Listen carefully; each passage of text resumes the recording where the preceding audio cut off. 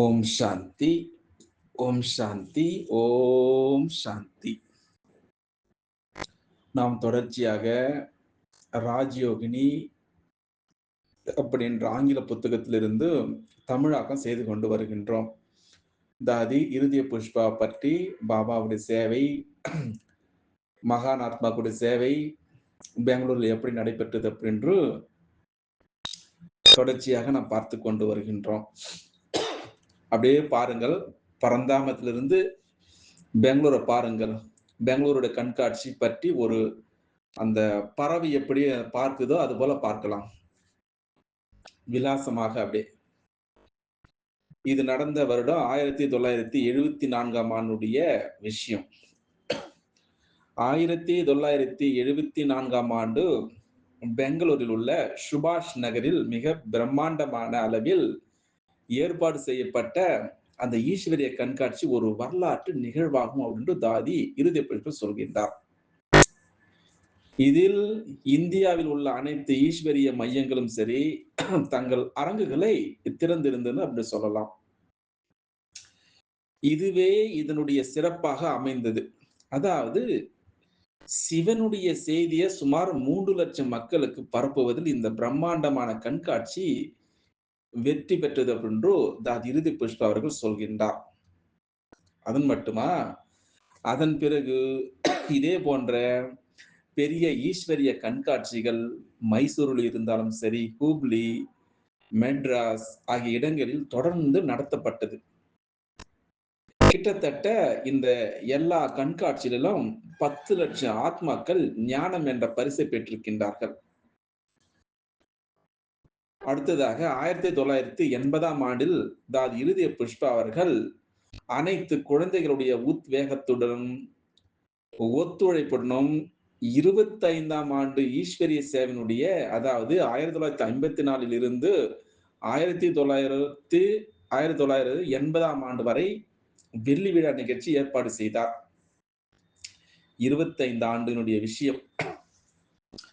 இந்த பெரிய நிகழ்ச்சியினுடைய பொழுது 7 அருங்காட்சியகங்கள், அதாவது 30 சேவை மையங்கள், அதன் கூடவே 40 துணை மையங்கள், சப்சோன் சொல்லுவாங்க ஆங்கிலத்துல, இருந்தது. கிட்டத்தட்ட 85 அர்ப்பணிப்புள்ள பிரம்மகுமார்கள் ஈஸ்வரிய சேவையில் ஈடுபட்டிருந்தார்கள் அப்படின்று அந்த விஷயத்தை நம்மிடம் சொல்லிக் கொண்டிருக்கின்றார். அதனால அதனுடைய பலம் கிட்டத்தட்ட 5-6 மடங்கு அதிகரித்துள்ளது அப்படின்னு சொல்கின்றார். இது மட்டுமா, மெட்ராஸ், திருவனந்தபுரம், பெங்களூர், மைசூர், ஹூப்ளி, மங்களூர், குல்பர்கா, பெல்காம் இது போன்ற இடங்களில் மிகப்பெரிய மாநாடுகள் நடத்தப்பட்டது. இதனுடன் ஆயிரக்கணக்கான அர்ப்பணிப்புள்ள சகோதர சகோதரிகள், கணக்கற்ற மதிப்புமிக்க மக்கள் அந்த அபு, கல்கத்தா, டெல்லி, மெட்ராஸ், ஹைதராபாத் ஆகிய இடங்களில் நடைபெற்ற சர்வதேச அமைதி மாநாடுகளில் கலந்து கொண்டார்கள். அது மட்டுமா, கன்னியாகுமரியிலிருந்து டெல்லி வரை கால்நடை பயணம், அதே போல பெல்காமிலிருந்து டெல்லி வரை சைக்கிள் பயணம் இந்த வரலாற்று முக்கியத்துவம் பெற்றிருக்கின்றது. அந்த விஷயத்தை நம்மிடம் தாதி அவர்கள் அனுபவத்தில் நம்மிடம் சொல்லிக் கொண்டு வருகின்றார். அது மட்டுமா, சர்வதேச விஞ்ஞானிகள் ஒன்று கூடுவதற்கான ஒரு தளமாக அமையும் வகையில ஒரு பிரம்மாண்டமான மாநாடு, அதாவது 1988ஆம் ஆண்டு டிசம்பர் 16, டிசம்பர் 17, 18 ஆகிய தேதிகளில் பெங்களூரில் இருக்கக்கூடிய டவுன் ஹாலிலும் ரவீந்திர கலாபவனிலும் நடத்தப்பட்டது. அதாவது இந்த விஷயங்கள் எல்லாம் ஒரு தங்கத்தால் எழுதப்பட வேண்டிய ஒன்றாக என்று நம்முடைய தாதி அவர்கள் அந்த விஷயத்தை சொல்லிக் கொண்டு வருகின்றார். அது மட்டுமா, ஈஸ்வரிய கிணத்தினுடைய, அதாவது வரலாற்றில் இது ஒரு முக்கியமான ஒரு விஷயத்தை சொல்கின்றார். அதாவது இந்த நாட்டை சேர்ந்த நிபுணர் விஞ்ஞானிகளும் சரி, வெளிநாட்டு விஞ்ஞானிகளும் சரி, தாதி பிரகாஷ்மணி, தாதி சந்திரமணி, ஜெகதீஷ் சந்திரா, அசிஜா போன்ற மதுபனை சேர்ந்த மேம்பட்ட யோகிகளும் சரி, அரசியல் தலைவர்களும் சரி இதில் பங்கேற்றார்கள். அதாவது இந்தியா முழுவதிலுமிருந்து கிட்டத்தட்ட ஆயிரக்கணக்கான பிரதிநிதிகள் இந்த மாநாட்டில் கலந்து கொண்டார்கள். அப்போ இந்த சமயத்துல 2 மதிப்புமிக்க புத்தகங்கள் வெளியிடப்பட்டது. அதாவது அமைதி சக்தியும் சரி, விஞ்ஞானத்தினுடைய சக்தியும் ஒன்றிணைப்பதன் மூலமாக உலகளாவிய அமைதி சாத்தியம் என்பதை இது நிரூபித்தது அப்படின்னு சொல்றார். அது மட்டுமா, கர்நாடகா, ஆந்திரா, தமிழ்நாடு, கேரளா இது போல சேவை மையங்களில் மேற்கொள்ளப்பட்ட மிக முக்கியமான மாநாடுகள், மிக முக்கியமான விழாக்கள், கண்காட்சிகள், யோக முகாம்கள், அதன் கூடவே அமைதி பேரணிகள் பற்றி மட்டும் ஒரு படத்தை கொடுக்க முயன்றாலும் கூட, அது ஆயிரக்கணக்கான பக்கங்கள் கொண்ட பெரிய தொகுதியாக மாறும் அப்படின்று தாதி அவர்கள் அந்த விஷயத்தை பற்றி சொல்லிக் கொண்டு வருகின்றார். இந்த மகத்தான சேவை பற்றி அனைத்து செய்திகளும் சரி, பதிவு செய்யும் துணிச்சலை நான் எடுக்கவில்லை அப்படின்னு சொல்கின்றார் தாதி அவர்கள். இந்த புத்தகம் தென்னிந்தியாவிற்காக, அதாவது சிவனுடைய விருப்பப்படி தாதி இருதய புஷ்பா அவர்கள் அர்ப்பணித்த அவருடைய தவத்தினுடைய அனுபவங்களை பற்றியது இந்த புத்தகம் ராஜயோகினி அப்படின்ற. அதனால இந்த புத்தகம் கடவுளுடைய தெய்வீக ஞானம் பரவியதை பற்றி அறிக்கை மட்டும் கிடையாது. அதனுடைய வரலாறு மட்டுமல்ல, முக்கியமாக தன்னுள் கடவுளுடைய தொடுதலை பெற்றவரும், தன்னுடைய பல ஆத்மாக்கள் மூலம் பெற்றவருமான தாதி இருதய புஷ்பா, அதாவது பாப்தாதாவுடைய செய்தி, தரிசனம், அனுபவம், உள் வளர்ச்சி, அன்பான ஈஸ்வரிய நடத்தை, சேவை, அது மட்டுமா அர்ப்பணிப்புள்ளவர்களுடைய சாரம் ஆகியவற்றில் கவனம் செலுத்தவே இது விரும்பப்படுகிறது இந்த புத்தகம். இது தென்னிந்திய ஈஸ்வரிய யக்ஞத்தையும் சரி முழுவதாக குறிக்கின்றது. அது மட்டுமா, இந்த வரலாறு தாதி இருதய புஷ்பாவுடைய வாழ்க்கை வரலாறு இதுவே ஆகும். இந்த ஒருமைப்பாட்டை அறிந்தவர்கள் எத்தனை பேர் அப்படின்ட்டு கேள்வி கேட்கின்றார். இன்னொரு விஷயம் யோக பவன் அப்படின்ற ஒரு கட்டிடம் இருக்கிறது, கொட்டிக்கரில் இருக்கிறது, பெங்களூர்ல. அதாவது சிவனுடைய கவிதை அழகாக சொல்கின்றார், முள் மல்லிகை பூவாக மாற வேண்டும், முள் மல்லிகை பூவாக மாற வேண்டும், கல் தெய்வீகமாக மாற வேண்டும். இந்த முழு பிரபஞ்சமும் அமைதி, அன்பு, தூய்மை நிறைந்த சிவனுடைய கோவிலாக மாற வேண்டும், அதாவது சிவாலயமாக. இதுவே யோக பவனுடைய கவிதையாக இருக்கிறது. அதாவது இது சிவனால் அதாவது இருதய புஷ்பாவுடைய அமிர்தம் போன்ற விருப்பத்தின் மூலம் கட்டப்பட்ட ராஜயோகத்தினுடைய உலகளாவிய அமைதி கட்டிடம் அப்படின்னு சொல்கின்றார். இந்த உலகளாவிய அமைதிக்கான சோதனை கட்டிடமாக பெங்களூருக்கு அருகில் பனேரகட்டா, அதாவது அமைதியான சாலையில் ராஜயோக பவன் உருவாகி இருக்கிறது அப்படின்ற அந்த விஷயத்தை சொல்லிக் கொண்டிருக்கின்றார். அதாவது பூக்கள் நிறைந்த அந்த கொட்டிகேரி அந்த சாலையில் விசாலமான அந்த யோக மந்திர், அதாவது தியான மண்டபம், சக்தி பவன், பண்டார் மற்றும் மின் நிலையம் ஆகியவை அங்கே கட்டப்பட்டிருக்கிறது. அங்கே முழு இந்தியாவிலும் சரி ஆத்மாக்களுடைய மிக உயர்ந்த ஒரு சிவலிங்கம் இருக்கின்றது.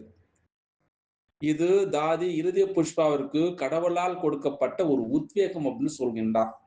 அவருடைய செய்தி மூலமாக அந்த யோக பவன் கட்டப்பட்டது.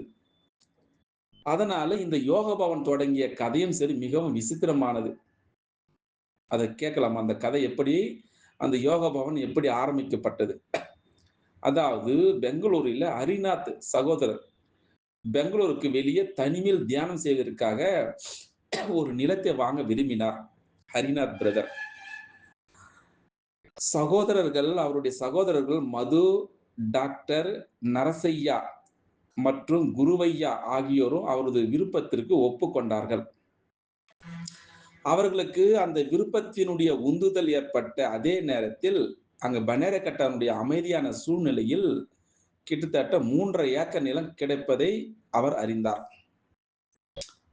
ஆனால் நிலத்தை வாங்க யாரிடம் பணம் இல்லை. இருந்தாலும் அவர்கள் விருப்பப்படியே வெற்றி பெற்றார்கள். பாருங்கள், இது எவ்வளவு ஒரு விசித்திரமானதாக இருக்கிறது. இது எல்லாம் கடவுளிடமிருந்து ஒரு டச்சிங் அப்படின்னு சொல்கின்றார். தாதி இருதய புஷ்பாவிற்கும் திடீரென ஒரு எண்ணம் வந்தது. அதாவது இறுதி கட்டத்தில் வயர்லெஸ் தொலைபேசிகள், தந்திகள் எல்லாம் துண்டிக்கப்பட்டு விடும் பொழுது, அந்த அமைப்பு சாத்தியமில்லாமல் போகும் பொழுது, அதே நேரத்தில் கடவுளால் தேர்ந்தெடுக்கப்பட்ட ஒரு இடம் அப்படின்னு சொல்கின்றார். அவருடைய குழந்தைகள் ஒன்றிணைவதற்கு தேவைப்படும் அங்கே, அந்த சமயத்துல. அந்த இடத்திலிருந்து மட்டும் அனைத்து ஆத்மாக்களும் மேலே பறப்பதற்கு அது உதவாதா அப்படின்னு கேள்வி கேட்கின்றார். எல்லாம் போன பிறகு அப்படி ஒரு விஷயத்தை நம்மிடம் சொல்லிக் கொண்டிருக்கின்றார். அதனால தாதி அவர்கள் இயல்பாகவே தன்னுடைய உணர்வுகளை மது சகோதரிடம் வெளிப்படுத்தினார். அதற்கு அவர் சொன்னார், தாதிஜி 2 மாதங்களுக்கு முன்பு நாங்கள் ஒரு இடத்தை வாங்கியிருக்கின்றோம் அப்படி என்று பதிலளித்தார் அவர், மது பிரதர்ஸ். அப்போ தாதிஜி அவர்கள் ஆச்சரியத்துடன், அப்படியானால் ஏன் என்னிடம் சொல்லவில்லை அப்படின்னு கேட்டார். அப்போ மது சகோதரர், இப்பொழுதுதான் உங்களிடம் சொல்கிறேன் அப்படின்ட்டு சொன்னார். பிறகு தாதி இருதய புஷ்பா அவர்கள் டெல்லிக்கு சென்றார். அங்கு அவர் குமாரக்கா தாதிஜிடம் சொன்னார். அதாவது பிரகாஷ்மணி தாதியிடம். அப்போ குமாரக்கா தாதி என்ன செய்தார்? தியானத்தில் அமர்ந்து வதனத்தில் சென்றார். அந்த செய்தியை பெற்றுக் கொண்டிருந்த தாதி குல்சார் தாதி அவரிடம் கேட்டார்.